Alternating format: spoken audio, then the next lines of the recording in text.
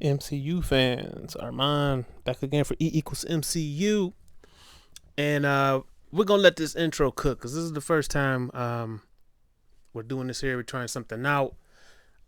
I love this intro. I'm gonna let it cook. This is gonna be our review for X-Men '97 Season 2, Episode 1, Days of Past Future. We got Morph in the intro now. We got an old throwback. I love when they do the old scenes from the previous animation with the new animation. I love how they do that. Yeah, we got the classic intro. We got some of the new stuff from season 1. More Morph. That's fire from I think that was from the original series. I love Storm's look in that look with the throwback. Love the intro, y'all. All right, let's get into this.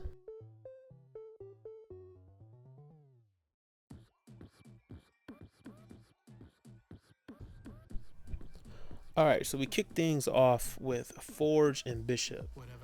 Um, they have the news conference talking about the X-Men, where they're at, how things have fallen, and then Forge and Bishop are trying to get a plan together to get the X-Men back. And here he talks about how half of them are in the future in the year 3960, and the other half is in the past.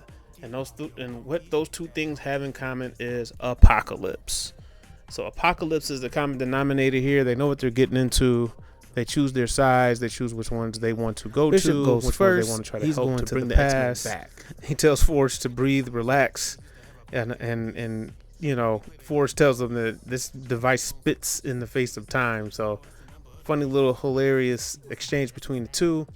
They go back and we start with 3960. So this is AD. We're starting off with Forge going into the future. So these three X-Men, they go back to meet up with the others. The others have already run into Mother Ascani and Nathan.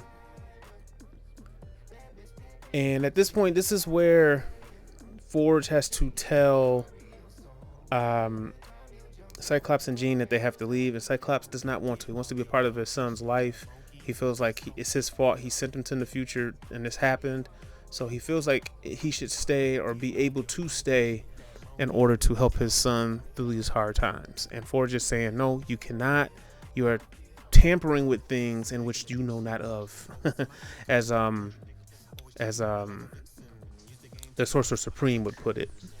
All right, so now we get the ship following us to the structure that Apocalypse is at.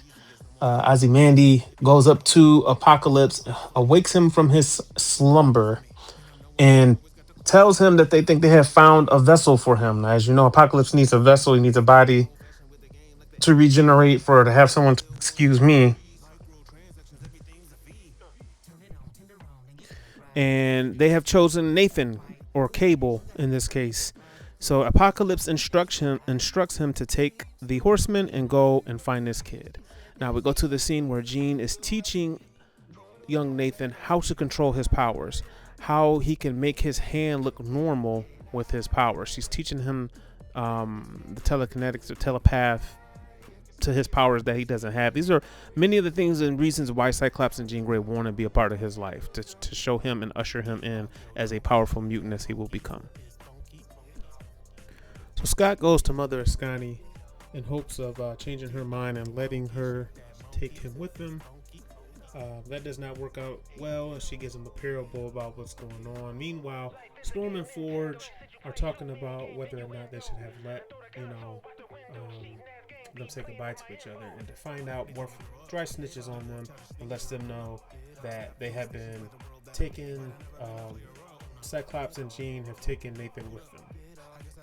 Apocalypse goons show up, spitting hot fire, as you can see here. These are his four horsemen from this time period. And they take Nathan and Cyclops and Jean.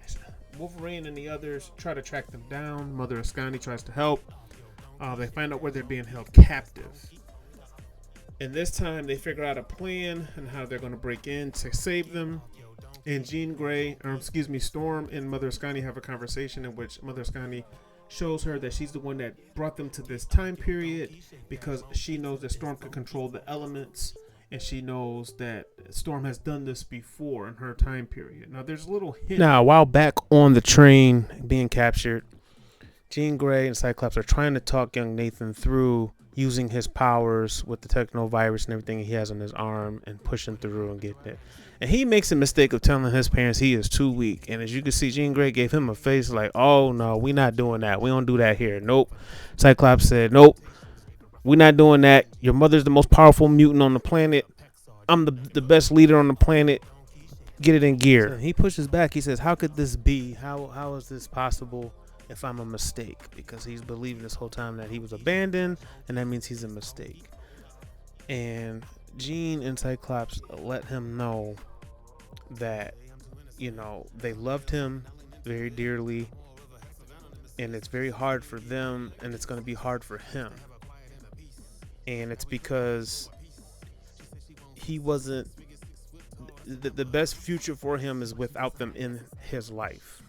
I mean, he fries the chains, he fried the collar, he fries everything.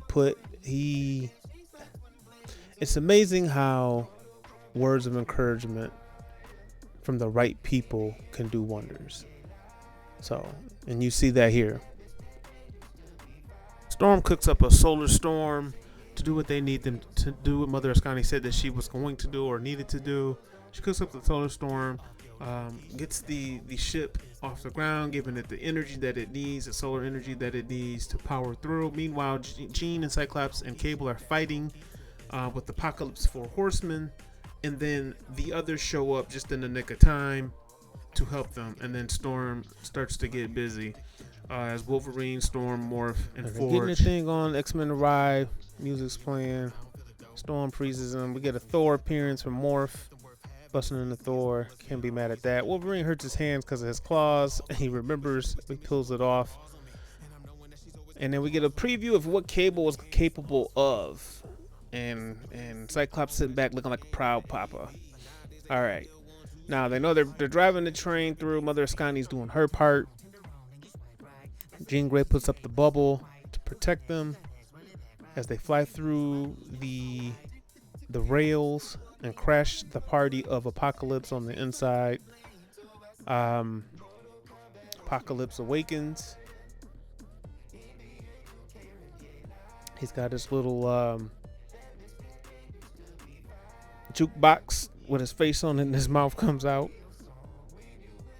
and he's angry. He's had it up to here with these X-Men. So Apocalypse says, I just can't take this anymore. I'm going to go fight the X-Men in the 90s because for some reason he thinks they're weaker then than they were then. And we get the part where Cable goes to get his computer upgrade. You can see upgrade in the arm, and then it flashes back to Forward Day where Cable is shown putting together his plans for stopping Apocalypse in the 90s, and we get the first glimpse of Psylocke and Archangel, and he says that they're recruiting, and they're showing the 2 new recruits. All right, y'all, that is my episode 1 review, season 2, X-Men 97, Days of Past Future. We had a lot that went down in this episode. It was the whole,